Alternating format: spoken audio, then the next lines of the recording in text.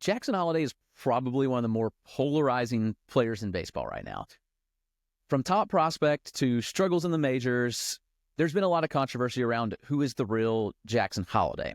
Now, Holliday entered last season as the consensus number one prospect. He was 20 years old, he stepped in the majors, and he struggled. I mean, naturally, I think that's kind of an expectation for a 20-year-old stepping in a big spot on a contending team. Holliday is a fascinating player. There's still all the talent in the world, still very young, still a lot ahead of him. But what should we make of Jackson Holliday, his season last year? What should we expect in 2025 and beyond? I'm going to break down some data. I'm going to break down some film and look at the ideas of who Jackson Holliday really is. So that's what we're going to do. Let's get into it. Now, first, let's just look at the surface stats last year. We look at Jackson Holliday. He started the year in AAA. He spent a large portion of the year there, and the numbers were pretty good. Holliday hit .271. He had a .431 OBP and a .477 slug in AAA. He hit 10 home runs, and he stole 8 bases. So you look at those numbers, pretty solid there for Jackson Holliday. And those are reasons people look and say, okay, he was 20 and he dominated AAA. Now, look at the majors. Obviously, it was a smaller sample, but 208 plate appearances in the majors. Holliday hit below the Mendoza line. He hit 189. He had a .255 OBP and a .311 slug. He hit just 5 home runs, and he stole 4 bases. Now, what I want to do, though, is kind of break up the first stint in the majors and then the second stint, because I think that's pretty important to do when we're looking at Holliday.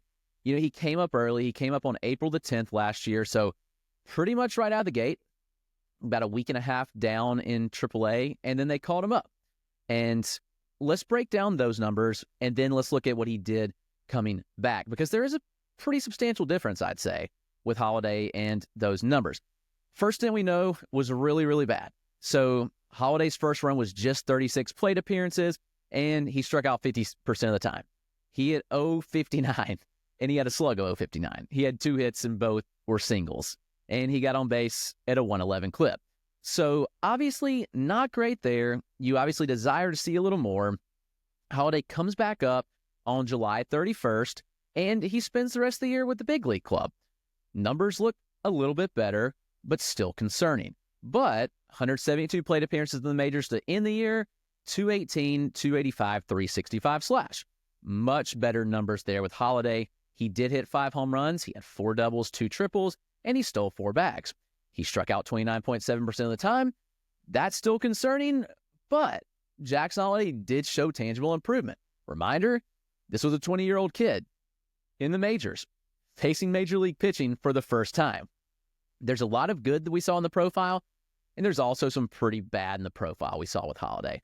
Now, here's the problem. The expectations on Jackson Holliday were sky high, much like any other top prospect. People expected him to come up and hit right away.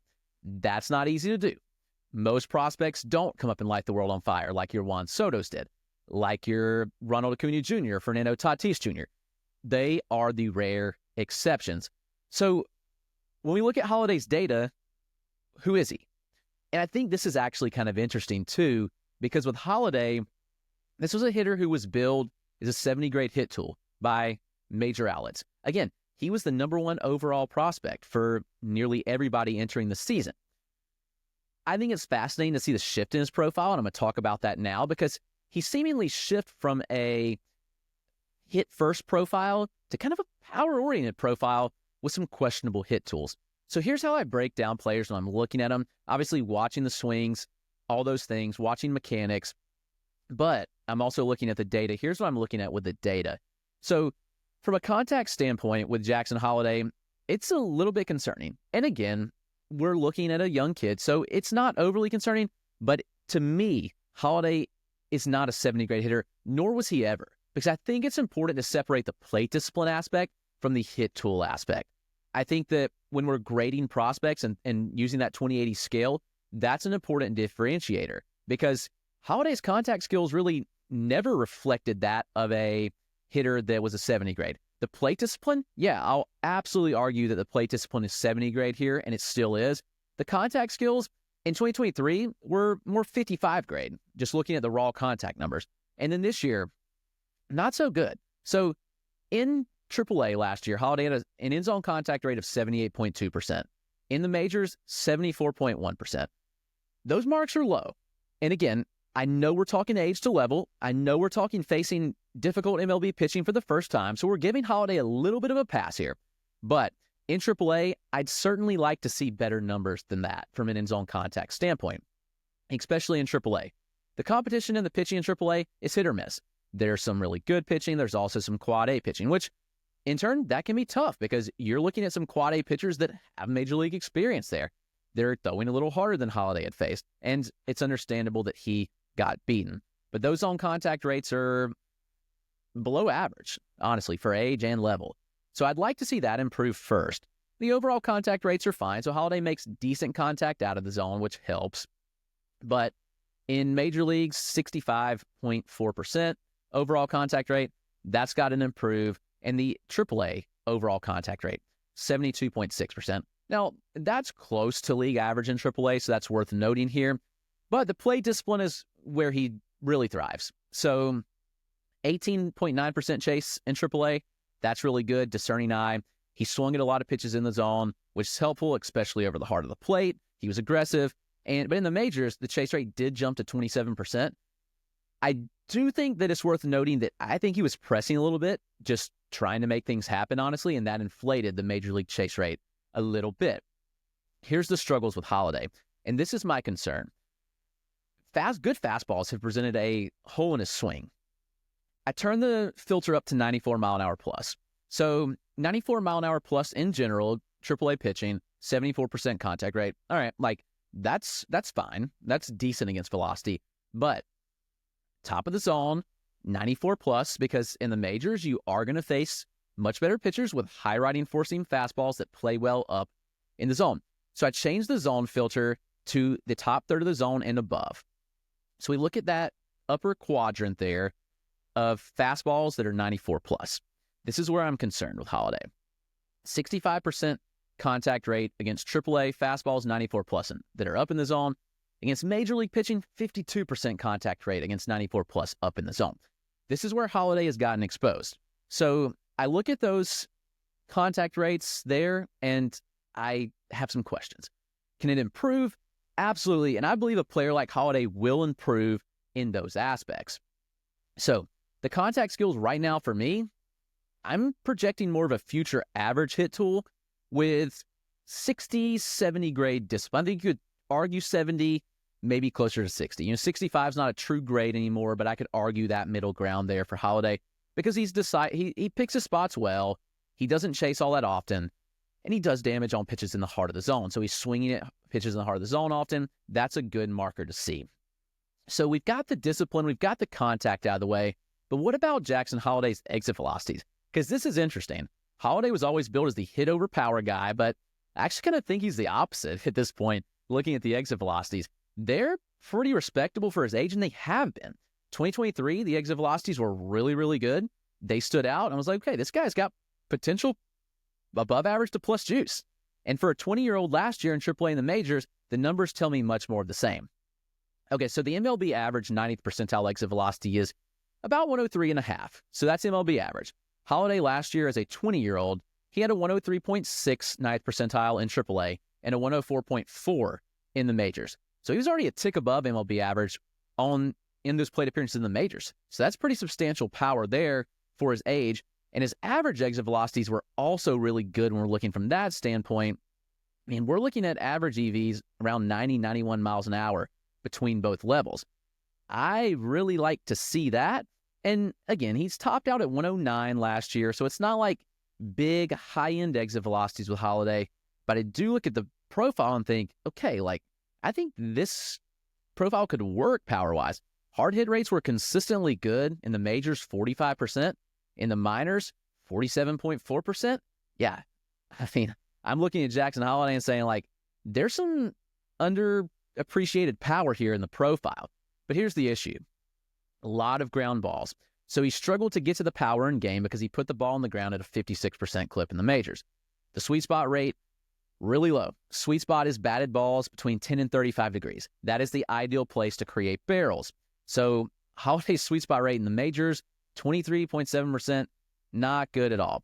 Sweet spot percent in AAA, 32.8%. It's better, but it's still low. And the ground ball rate against AAA pitching was 48%. So those are numbers that we'd like to see improve. I mean, his swing is more conducive to ground balls right now, but when Holliday gets the ball in the air, he does damage. Average EV on fly balls last year, 94 miles an hour. That'll play. Average EV on line drives last year, 96 miles an hour. Again, those numbers will play. Here's where he really does damage, though. Pulled fly ball exit velocities. The pulled fly ball EVs for Jackson Holliday are incredible. On his pulled fly balls, he averaged 100 miles an hour, average exit velocity. That is a really high-end mark. Like, when we're looking at pulled fly balls, that is spectacular, especially for somebody who's 20 years old. I mean, here's reference. Aaron Judge is the best power hitter in the game. Aaron Judge had a pulled fly ball average exit velocity of 103.8. Holliday was barely north of 100, and he's 20, and he's built as somebody that has minimal power. I look at Holliday and I'm like, okay, if he can pull more fly balls, then suddenly we're looking at some pretty appealing power in this profile. Problem is, he pulled just 33% of his fly balls last year. So that is a bit of a concern. That's got to improve. The barrel rate, launch angles, they've got to improve. So what's the expectation for Jackson Holliday this year? You know, when you look at the different projection models, and I'll go through those because I think it's helpful to look, and also acknowledging that projection models kind of struggle with prospects at time and young players with small samples, because again, it's hard to translate minor league surface numbers, and there's no minor league StatCast incorporated in any of these projections. So it's hard to really look at a good estimate of projection. Most systems are pretty low on them for reference. Zips actually has them as the highest, and they have the most plate appearances on a Holliday, 591, which makes sense. I mean, if he plays every day at second base, Holliday's going to get 600 plate appearances. Just is what it is. They've got 15 home runs and 9 stolen bases on them. They also have a 231 average and a 335 OBP with a 383 slug. So the Bad X and Oopsie is a new projection system by my friend Jordan Rosenblum, Bad X by Derek Carty. Those do fold in Major League StatCast, which helps, and Holliday has a 200 plate appearance Major League sample, so we at least get some data there. So the Bad X has him at 474 plate appearances, so much less than Zips, but it does have him at 13 home runs, which that's kind of an encouraging thing. If you give him those 600 plate appearances, then all of a sudden he's like up to 18 home runs projected with 9 stolen bases. Still 242, 324, 397 slash. And the Oopsie projection has 9 home runs and 469 plate appearances, so a little more bearish on the home run projection from the Oopsie side of things. I look at Holliday. Obviously, these projection models are factoring in his Major League sample. They're factoring in aging curves and growth. But looking at all the data points that I just referred to, I think Holliday could certainly be in for a better season than we expect. I think the batting average this year is going to be a little lower than you might want, but I still think Holliday could hit 250. I mean, just a reasonable expectation. If Holliday hits 250 in the majors next year as a 21-year-old, I think you should be happy. Because if he hits 250, he's also probably going to get on base at like a 340 to 350 clip, and there's a lot of value in that. Given the exit velocity data that I mentioned to you, I understand a lot of his hard hit balls are on the ground, but I also think Holliday could be a 15 to 20 home run bat this year. Again, 21 years old in the majors, it's going to play. And I think that, Holliday's not the fastest runner, so I think he's going to steal 10 bags. Yeah, I think that that's reasonable. So if you get an 18 home run, I'll split the home run numbers that I mentioned. 18 home run, 10 stolen base, 250, 350 OBP.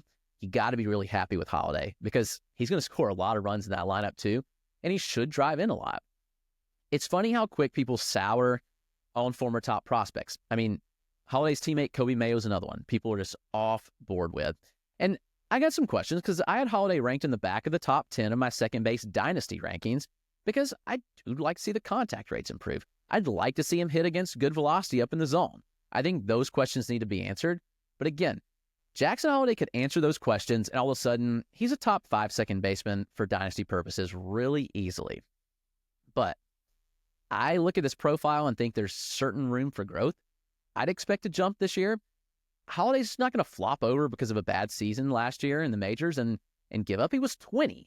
I mean, come on. If you're writing him off this soon, then You shouldn't be. And also, I'm not writing him off by having him at the back end of the top 10 for dynasty second baseman. That includes major leaguers and prospects, and there's some good second basemen. So, yes, Holliday could make the leap. No doubt in my mind about that. I like him to do that, actually. I like the jump this year. A little more loft in the swing, and then we're cooking. Better contact against good fastballs? Yeah. There's a lot to like with Holliday. So, I hope this is helpful for you. I'm going to do more breakdowns like this of these players, but Jackson Holliday is somebody to buy into, in my opinion, for Dynasty second base. I mean, he's just outside. He might be in the back of my top 100 overall for Dynasty, which still speaks to a very good player. I just don't think he's a 70 hit tool like he was billed, but I think the power's above average to plus, and I think he's a plus or better plate approach, and I think there's room for improvement with the contact. So that's Jackson Holliday, folks. If you have any questions or thoughts on Holliday, feel free to comment below. Be sure to subscribe to the channel to get more great content like this, and if you enjoy the video, please like. I would much appreciate it as I try to grow my video presence, but thanks again. I appreciate all the great listeners who support my work.